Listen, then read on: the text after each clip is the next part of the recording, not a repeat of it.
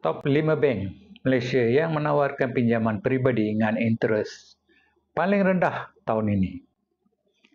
Kebiasaannya kalau sebut saja pasal pinjaman peribadi dari bank tempatan, selalunya kadar bunga atau interest rate agak tinggi. Cekik dah tau. Semua bank memang macam tu. Ada bank yang kenakan interest rate yang tinggi dan ada yang rendah. Tapi isunya adalah susah nak naik turun bank untuk dapatkan informasi terkini kadar interest. Jadi di video kali ini saya ingin share 5 bank yang menawarkan pinjaman peribadi interest yang paling rendah.